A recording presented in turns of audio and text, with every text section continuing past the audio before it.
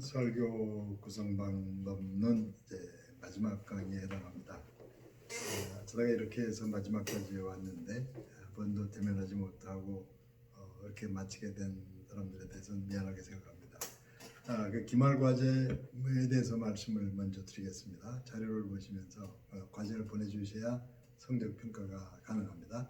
조심해서 기한을 엄수해서 꼭 보내주시길 바랍니다. 자, 1번 그 이메일로 제출하실 과제는 세 가지입니다. 1번 동영상 강의를 보면서 이제까지 작성한 과제 보고서 2개를 한 파일로 만들어 제출하시기 바랍니다. 이제까지 여러분들 강의마다 제가 이런 과제 저런 과제 얘기할 때 뭐 A4 한 페이지씩 만들어 놓으신 게 있죠.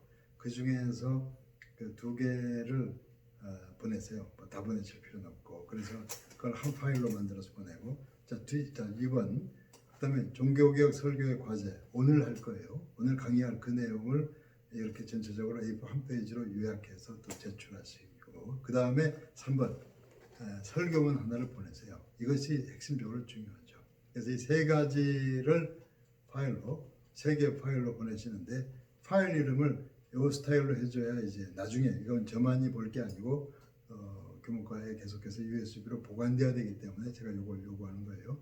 그래서 파일 이름은 강희창, 그 자리는 여러분 자신의 이름을 쓰고 강희창 설교 구성 방법론 1, 그 다음에 2, 그 다음에 세 번째 설교문, 이렇게 3개의 파일을 보내세요. 그 강희창 이름 자리에 자신의 이름을 써야 되겠죠. 그 제출 기한은 수요일까지, 그 기한을 엄수해야 제가 성적 산출을 해서 업로드하고 입력할 수가 있습니다. 그리고 상황을 봐서 좀 부족한 거를 보강식으로 한 번 더 동영상을 제출할 가능성이 있으니까 그건 나중에 알리도록 하죠. 자, 그러면 이제 마지막 강의를 한번 보세요. 이게 이제 중간에 했던 내용과 좀 겹칠 수는 있는데 이것이 그 어느 책에 실린 설교 과제인데 쭉 한번 읽고 여러분들의 과제는 이걸 A4 한 페이지로 줄이시면 되겠죠. 이걸 전체의 한 30-40%로 내용을 요약을 해서 제출하면 되겠어요. 자, 내용 보죠. 교회가 잃어버린 것과 되찾을 것에 대하여 종교개혁 신학과 설교의 과제. 1번 영향력을 잃어버린 교회. 서구 기독교 역사에서 계몽주의 시대는 전통적 신앙과 사상의 도전을 걷던 시기이며 사회 문화에 대한 교회 영향과 지배가 종말을 구하던 시기였다. 그런 맥락에서 재반 사상이 재형성되던 시기이기도 했다. 계몽주의 시대가 그렇다는 얘기예요. 그 시대에는 두 유형의 종교를 말했는데, 성경과 계시와 교리를 믿는 입장에 대해서는 계시 종교, 그리고 인간 이성으로 해명 가능한 영역에 대해서는 자연 종교라고 했다. 신의 존재를 인정하는 일이나 보편 윤리와 관련된 그 믿음이나 거듭남이 없어도 받아들일 만한 영역이 자연 종교였다. 그 신의 존재를 인정하느냐 마느냐, 이것도 역시 자연 종교 영역으로 더 이상 디테일한, 예를 들면 예수님의 십자가나 이런 거 같은 경우는 자연 종교적 이성의 범위를 넘어서는 거죠. 자, 인간 이성적 능력으로 스스로 도달할 수 있는 종교적 진리가 자연 종교의 진리인 것이다. 자연 종교의 진리는 이성의 범위 안에 있는 거라고 볼 수 있어요. 자, 오직 성경으로나 오직 믿음으로라는 종교개혁의 구호는 중세 스콜라 신학으로 불분명해진 계시 종교 영역을 되살리려는 의도가 분명했다. 그러니까 오직 성경으로나 오직 믿음으로라는 것은 그냥 자연적 이성의 범위를 넘어서는 거죠. 그러니까 스콜라 신학은 오히려 자연 종교 쪽으로 약간 간 듯한 문제가 있는데, 거기에서 계시 종교 영역을 되살려내려고 한다. 자, 그런 종교 개혁이 교파 절대주의 시대를 거치는 동안에 계시 종교는 다시 자연 종교에게 자리를 내주기 시작했다. 그러니까 계시가 이성 쪽으로 약간 기울기 시작했다. 계시 종교가 물러서면서 계시의 담지자인 그 영향력도 쇠퇴해 갔다. 그러니까 교회는 역시 그 계시적 가르침의 말씀 이런 것들이 중요한데, 뭐 자연 종교나 이성의 영역은 그에 밖에도 포괄하죠. 그래서 그 교회 계시 종교가 쇠퇴해 갔다는 것은 교회 영향력, 교회와 설교도 쇠퇴해 갔다, 이렇게 볼 수가 있어요. 사회 문화에 대한 교회 영향력이나 지배력이 종말을 구하던 시기가 계몽주의 시기였던 것이다. 그러니까 이제 점차 설교가 계시적인 어떤 그 복음적 차원에서 그 자리를 잃어버리고 있다, 이런 얘기를 하고 있는 건데, 그 다음 그런 시대적 변화의 결정적 원인은 유럽의 30년 전쟁으로 알려져 있다. 루터가 면죄부를 비판하는 95개 항목을 내걸으면서 종교개혁이 시작된 것이 1517년인데 30년 전쟁이 시작된 것은 1618년이요. 전쟁이 끝난 것은 1648년이다. 성경과 계시를 살려내려 했던 종교개혁의 시작인 1517년으로부터 100년 후인 1618년에 30년 전쟁이 일어난 것이요. 유럽 전역을 황폐하게 만든 그 30년간의 전쟁과 함께 계몽주의 시대가 본격적으로 시작된 것이다. 자, 잘 생각해 보면 그 종교개혁 이후에 100여 년 이후에 전쟁이 일어났는데 그 전쟁은 아주 종교 전쟁에 가까워요. 그 종교가 다르기 때문에 종교가 다른 나라들끼리 전쟁이라고도 볼 수가 있었어요. 여러분들 교회 안에서 서로 이제 나누어서 싸우다 보면 많은 사람들이 신앙을 잃게 되고 어떤 상식과 보편 이상에 호소하게 돼요. 그래서 많은 사람들이 뭐 성경이 중요하다고 생각하면서도 성경 말씀으로 화해라든가 어떤 싸움의 종식을 이루지 못하고 오히려 이제 세상 법정으로 가서 세상 법에 호소하고 상식과 보편 이상으로부터 조롱을 받게 되죠. 이런 것이 이런 문제예요. 자, 그다음 성경적 구원의 계시를 다시 살려낸 1517년 종교개혁으로부터 130년 후에 계몽주의 자연종교가 서구 사회를 장악하기 시작한 것이요. 교회 영향력은 쇠퇴일로에 있었다. 교회 영향력은 쇠퇴일로에 있었다. 지금 한국도 비슷하죠. 자, 1884년이 한국 개신교 선교 시작이요. 지금은 그로부터 130여 년이 지난 시기이다. 지금은 130년보다 더 지났죠. 140년 가까이 돼요. 자, 선교 초기의 복음과 교회 역동적 상황을 생각할 때 한국 교회는 교회의 사회적 영향력을 논하기 어려운 상황에 놓여 있다. 그러니까 교회는 사회적 영향력을 가지기 어렵게 됐다는 얘기죠. 130년이라는 숫자에 특별한 의미를 부여하기는 어렵지만 대략 3번의 시대가 지났다고 생각하면 세 번의 세대, 한 세대가 아마 40여 년으로 봐서 말이죠. 나름대로 의미 부여가 가능하리라 판단된다. 이 세 세대는 약간 이런 생각을 해볼 수가 있어요. 여러분들 이제 다윗이 훌륭한 왕이죠. 이스라엘 세우고 대단한 훌륭한 시인이고, 그런데 다윗의 아들 솔로몬, 그 다음에 르호보암까지 가면 르호보암 때문에 나라가 쪼개지죠. 남북으로. 그러니까 이제 할아버지 솔로몬까지는 그렇다고 해도 손자 르호보암까지 3대까지 가기가 쉽지 않은 문제죠. 그래서 그렇게 반드시 그게 옳다고 볼 수는 없지만은 우리나라 그 속담에도 옛날 어른들이 부자 3대라는 말을 썼어요. 그러니까 할아버지는 아주 부자인데 그게 아들 손자 때까지 가면 부자가 아니라는 거죠. 그러니까 어렵다는 얘기 유지가. 신앙도 그런 측면이 있는 것 같아요. 그래서 세 개의 세대 130년 그런 얘기를 했어요. 그다음 교회 사회적 영향력이 극히 약화되고 성경의 초자연적 계시가 뒷걸음치는 이 시대에 교회와 설교 강단은 어떤 개혁의 과제를 우선적으로 인식해야 하는지 성경 해석과 관련하여 그 길을 찾으려 한다. 이 글의 두 번째 항목은 자연종교의 자리를 내어주는 역사신학적 흐름에 대하여 서술하려 한다. 우리가 무엇을 어떻게 잃어버렸는지를 보다 구체적으로 인식하려는 것이다. 이어서 세 번째 항목에 가서는 두 번째 항목에 대한 응답으로서 한국교회 신학과 설교가 추구할 올바른 성경 해석 방향을 제시하면서 글을 마치려고 한다. 두 번째 항목, 교회가 잃어버린 것은 무엇인가?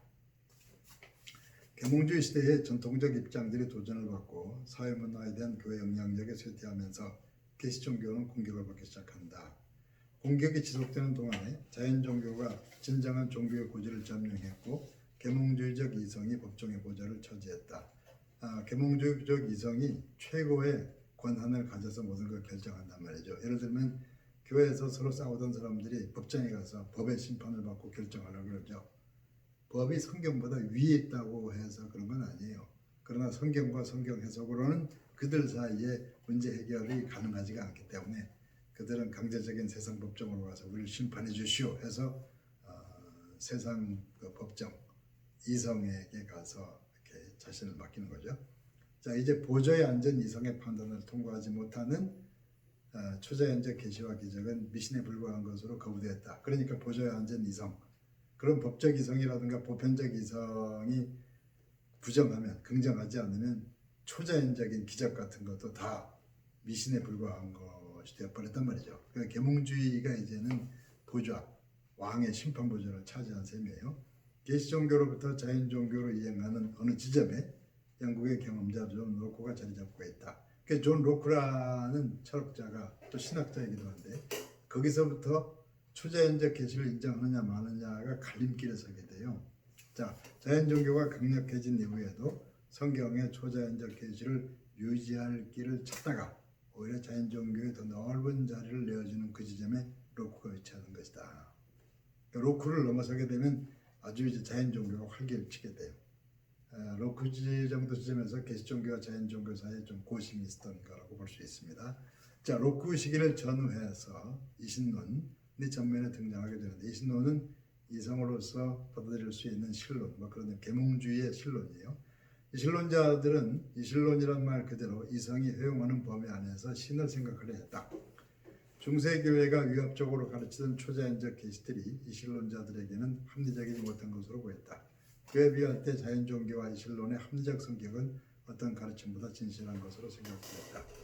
가장 진실한 종교의 본문은 인간의 완전한 이상이다. 이게 문제가 돼요. 그러니까 이성적으로 완전한 것이 신과 동일하게 생각이 되는 거죠. 그렇다면 이성적으로 완전한 게 뭐냐? 그건 수학적 본문이 돼요. 언제 어디서나 틀리지 않는 거. 2 더하기 2는 어디서도 마찬가지예요. 영국에 가나 미국에 가나 소련에 가나 2 더하기 2는 4. 그런 완전한 이런 식의 그 수학적 이성의 본문이 종교적 진리의 자리를 차지하게 되죠. 그러니까 이 얘기는 좀 달라져요. 자, 성경은 비합리적인 내용이 섞여 있는 지나간 시대의 본문일 뿐이라 판단되었다. 그러니까 성경에 비합리적인 게 많이 있죠. 합리에서 인간의 이성에 합한 거, 인간의 이성에 합하지 못한 내용이 많이 있어요. 어떻게 오병이어가 가능하고 어떻게 물리를 걸어요. 근데 비합리적인 내용이 많이 있어요. 그런데 이성적 판단으로는 그게 불가능하기 때문에 그건 그냥 믿음에 불과하다, 미신에 불과하다 이런 식으로 판단하게 되죠. 자, 그다음 보세요. 새로운 시대의 대법관인 이성의 판단을 통과하지 못하는 교리들은 미신이나 비합리의 유배지로 추방되고 말았다. 성경의 초자연적 계시와 교리들은 그렇게 자신의 이 자리를 잃어가고 있었다.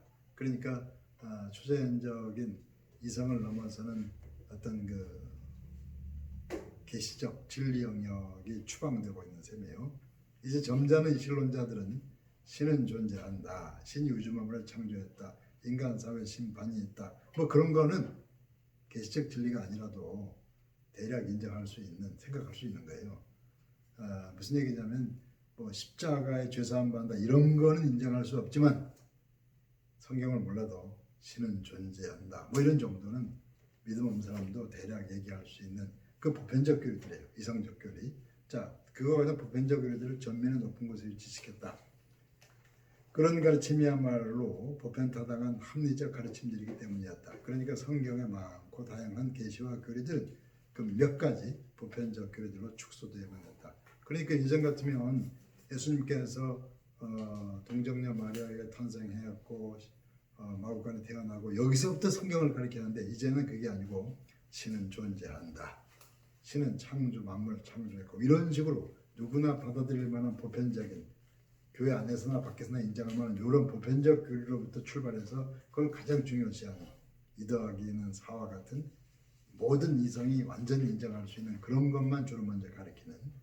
그래서 계시나 기적 같은 걸 얘기함으로써 사람들을 복잡하게 하는 것은 분열 가능성이 있다, 분쟁 가능성이 있다고 해서 제치는 이런 문제가 생기는 거죠. 그 다음에 그렇게 축소된 이후에 어쩌면 그렇게 될 수밖에 없는 변화가 일어나게 된다. 성경과 계시와 교리들이 위치했던 자리에 자연종교의 보편적 교리들을 넘어서 이제는 보편 윤리 같은 실천적 교리가 잡게 되는 것이다. 휴메 회의론을 넘어서 칸트의 실천 이상은 보편 윤리를 말하고 있었다. 그렇다면 이제 보편 윤리의 가치 판단을 통과하지 못하는 종교적 가르침은 사회문화에 영향을 미치지 못할 뿐 아니라 설 자리를 얻기도 어렵게 되어간다. 보편 윤리라고 할 때 인간 삶에 도움이 되지 않는 윤리적이지 못한 그런 거는 가치가 없다. 종교로서 진리로서 가치가 없다. 이런 식이 돼요. 근데 성경에는 비윤리적인 내용도 꽤 있죠. 자, 그다음 그런데도 비윤리적인 요소가 있다는 것은 그건 성경이 비도덕적이라는 얘기가 아니고 그런 이야기 요소들이 중간중간에 나올 수가 있어요. 뭐 모세가 한때 살인자였다는 거라든가, 그리고 모세와 그 동생 사이에 뭐 이렇게 광야에서 구스연을 만난 다음에 그 동생이 비난하거나 이럴 때 이런 점에 그걸 따져가면 일반 상식 윤리하고 좀 다른 점은 당연히 있기 마련이에요. 그리고 여러분들 많은 사람들이 회심을 체험할 때 그들이 도덕적으로 일반 세상에 내보일 때 아주 그 비도덕적인 어두운 상황에 처할 수도 있어요. 그 성경은 근본적인 변화를 통해서 그리스도를 닮아가는 거지 언제나 나는 윤리적이었다는 뭐 그런 식의 인간적 스스로 그 판단의 주체가 되는 그런 건 아니죠. 자, 그다음 그런데도 초자연적 계시와 교리를 고집하는 교회는 무지와 미신으로 혹세무민하는 종교적 사업자라고 비판을 받게 될 거다. 실제로 그런 데도 있어요. 이상한 기적만 자꾸 추구해서 어렵게 만드는 데도 있지만 기본적으로 성경적 교회는 그 초자연적 계시가 없으면은 사실은 그건 하나님의 교회라고 할 수가 없겠죠. 자, 요즘 우리 사회의 언론이 전하는 기독교에 대한 뉴스들이 바로 그 지점 가까이 온 듯하다. 보편 윤리의 실천적 기여도에 따라서 교회와 목회자들이 판단받는 게 마땅하다는 분위기다. 일간신문 같은 데서 가끔 종교인들에 대한 평가 나올 때 보면은 보편 윤리적인 선, 굿네스 뭐 이걸 가지고서 훌륭한 종교다 아니다 뭐 이게 판단하죠. 그건 그들의 판단이고 하나님과 그 성경적 텍스트의 판단에 의한 것이 진정한 판단이라고 할 수가 있어요. 이렇게 변해가는 것이 옳은 것인지 아닌지 분명히 깨닫고 설명하기는 누구에게나 어려운 일이다. 신학을 가르치는 사람들도 시대와 보편을 강조하기 여념이 없다. 성경의 초자연적 계시를 말하는 것은 부담스러운 일이요 타 분야의 다양한 학문들과 어울리기 어려운 일이라 생각되기도 한다. 성경이라는 본문은 과학과 이성의 본문 앞에서 무슨 말을 하기 어렵다. 초자연적인 것은 자연적인 것들의 위세에 밀려 교회에서나 세상에서나 눈치를 보는 입장에 서게 되었다.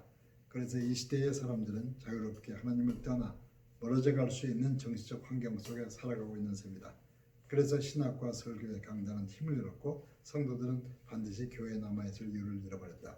그러니까 오히려 초자연적 계시가 조롱당하고 보편 이성이 위세를 떨친다면은 그 교회 안에서 뭘 배울 것보다는 일반 세상에서 뭐 인터넷이나 이런 데서 배울 게 더 많을지 몰라요. 뭐 그런 문제를 지적하는 거죠.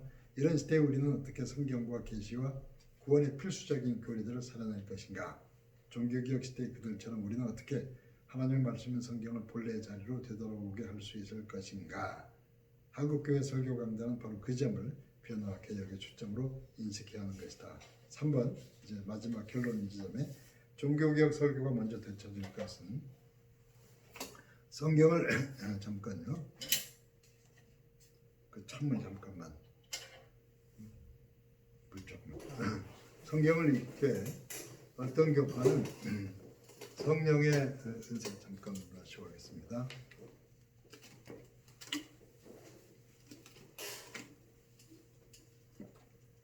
성경을 읽되 어떤 교파는 성령의 은사와 체험에 대한 근거 자료 내지는 보충 자료의 의미에서 성경을 비례한다. 그 은사를 추구하는 교회는 성경 공부할 때도 주로 그들의 그 활동의 은사 체험 이거에 대한 보충 자료 차원에서 성경 공부를 하는 경우들이 있어요. 자, 자신이 원하는 바를 얻기 위해 그 근거를 성경에서 찾으려는 자세인 것이다. 인간의 필요를 앞세우는 성경 읽기는 이미 오래된 한국교회적 문제이다. 한국적인 아이스게제가 별 부담 없이 행해져 온 것이다. 아이스게제라는 게 신학적 용어인데 독일어입니다. 엑서제시스, 엑스게제는 성경에서 성경이 먼저고 그에서 끄집어내는 가르침이에요. 근데 아이스게제는 성경으로 들어가는 거예요. 자기 생각을 가지고 성경을 들어가요. 인간적 의도를 가지고 성경에 들어가서 성경에서 인간적인 나의 의도에 합하는 걸 끄집어내서 그걸 설교하겠다는 거죠. 인간적 설교가 되겠죠. 말로는 성경적인 언어로 포장해서 할지라도 그런 걸 아이스게제라고 그래요. 자, 그 다음 어떤 교파는 법률책 대하듯이 성경을 대한다. 성서 문자주의가 그것이다. 법률책의 법조문이 그러하듯 성경의 말씀 구절이 중요하다고 생각한다. 성경의 어느 구절이 예수님의 언행을 판단할 수도 있다. 그러니까 성경 어떤 구절 한 구절을 너무 극대화시키게 되면은 예수님의 전반적인 흐름 자체가 문제가 되게 되겠죠. 그러니까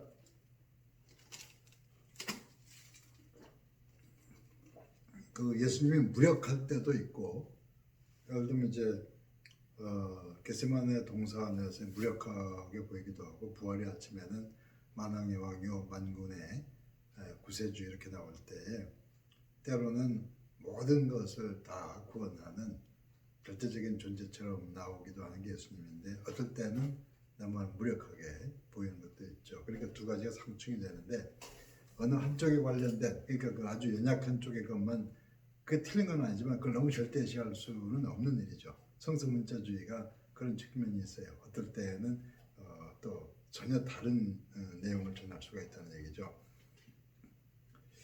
자, 어떤 교파는 사회학적 관점에서 성경을 대려고 한다. 한신대 같은데 민족이라든가 정의 뭐 이런 걸 막 얘기하지만 성경적인 근거는 약하죠.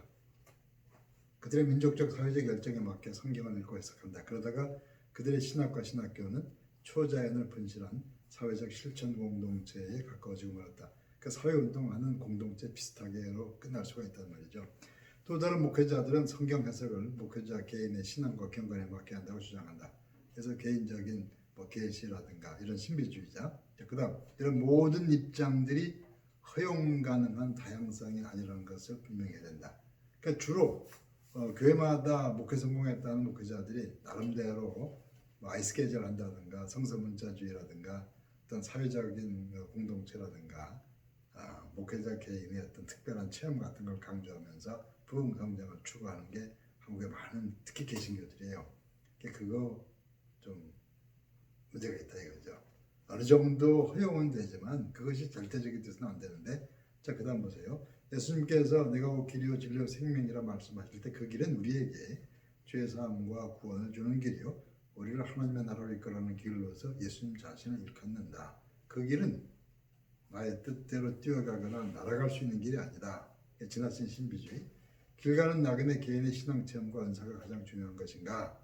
나그네의 눈에 들어오는 길가의 교통법규와 이정표가 가장 중요한 것인가? 나그네의 눈에 들어오는 길가의 법규와 이정표는 성서문자주의나 이런 오늘날 보수근본주의 같은 율법주의. 여러분들 이제 길거리 갈 때 교통법규나 이정표를 열심히 보는 건 중요하지만 그것만 눈여겨보다가 가야 될 길을 못 가는 건 좀 문제가 있는 거예요. 자, 그다음 길 가는 나그네의 건강과 감정 상태가 그렇게 중요한 것인가? 이런 은사와 어떤 체험적인 이런 것들이 이제 그런가? 길 가는 동안 먹고 마시는 일과 잠자는 장막이 가장 중요한 것인가? 이건 기복신앙 같은 걸 상징하는 거죠. 자, 보다 더 중요한 근본적 요소는 이런 것이다. 이제 그런 것도 필요하지만 보다 근본 요소, 성경과 계시와 교리와 설교와 교회의 가르침을 통해서 길 대신 예수님과 나의 마음이 연결돼서 믿음, 소망, 사랑을 품고 계속 열심히 길을 가야 한다.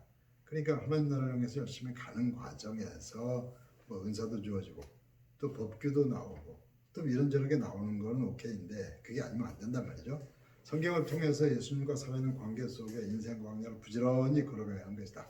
그 광야길에서 불기둥과 구름기둥으로 우리를 인도하시는 하나님을 사랑하는 것이 구약성경에서나 신약성경 예수님에게서나 가장 중요한 계명이었다.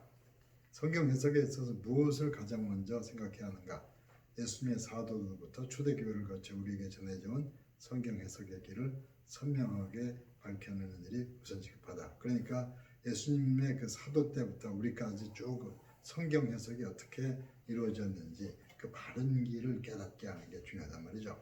많은 경우에 우리가 어떤 감성적인 극단적인 경우에 무슨 연애 편지 쓰듯이 큐티하는 거기서 이제 자꾸 머무는 그게 있는데 그 일반적으로 사도 시대부터 쭉 내려져 온 성경 해석의 기본 흐름이 있어요. 대략 공감할 수 있는. 자, 현대 에큐메니컬 운동이 여러 가지 공격을 받지만 그런 점에서 긍정적으로 받아들여져야 된다. 많은 교파들로 갈라지기 이전에 초대교회 성도들이 지녔던 신앙의 공동유산. 신앙의 공동유산은 가장 중요한 것은 성경을 어떻게 해석했었는지 그 공동의 유산 모두가 인정하는 그게 있어요. 예를 들어서 이런 게 있습니다. 그 어디서 통계를 냈는데 그게 이제 또 초대교회부터인지 모르겠는데 지금 온 세계에서 많은 기독교라고 말하는 교파들 중에서 성경을 해석하는 데 있어서 공통적으로 많이 활용하는 말씀 구절이 몇 개 있대요. 예를 들면 고린도전서 13장 마지막 부분 그 사랑 얘기할 때 뭐 사랑은 언제까지나 영원할 것이다 이런 말씀이라든가 그 다음에 또 히브리서 말씀 하나님께 나가는 자는 반드시 그가 계신 것과 자기를 찾는 자들에게 상 주시는 이를 믿어야지 이런 말씀. 다음에 이제 미가서 말씀 사람아 주께서 선한 것이 무엇임을 내게 보이셨나니 뭐 이런 말씀 같은 것들이 거의 모든 기독교 교파들에서 상당히 중시하는 말씀이라 그래요. 물론 그것들이 지금 당장 많이 거론된다고 해서 기독교 전통이라고 말하는 건 무리가 있지만 그것이 초대교로부터 많은 교파들에게 공통적으로 가지고 있다는 그런 해석들을 우선은 찾아야 된다는 거죠. 특히 사도시대부터 이미 그 많은 자료들이 남겨져 있으니까 거기에서 공동의 유산처럼 공통적으로 인간들이 이 성경을 어떻게 해석해 왔는지 그 중심을 먼저 규명하는 작업이 필요하다는 말씀입니다. 자, 그 다음 많은 교파들은 자신을 절대화하던 입장에서 조금 물러설 필요가 있다. 자신의 올바른 위치와 방향을 찾으려는 연구와 대화가 필요하다. 그러니까 부흥하면 지들이 성경 해석이 옳다는 식으로 막 밀어붙이는 거는 그건 좀 무지한 자세란 말이죠. 그 다음에 사도들과 초대교회를 통해 우리까지 전해진 공동의 신앙 전통을 한국교회 설교강단이 추구할 개혁의 표준이요 목표로 삼자는 것이다.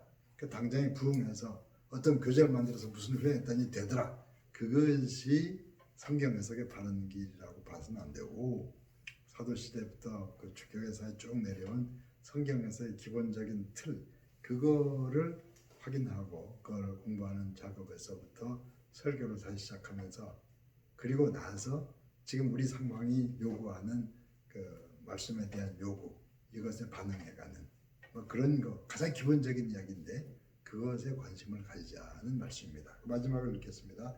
그 표준과 목표에 근거하여 성경과 초자연적 계시와 구원의 교리를 적극적으로 살려내는 설교가 종교개혁의 후손들을 통해서 다시 울려 퍼지기를 기원하면서 글을 마치는 바이다.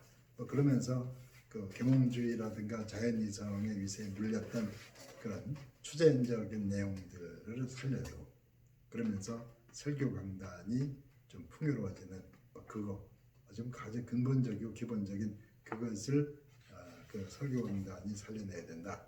그래서 신학 공부하는 여러분들이 그런 것에 관심을 가져서 요 자료를 근거해서 요구한 대로 이것도 이렇게 하나의 보고서를 만들어서 이렇게 보내주시길 바랍니다.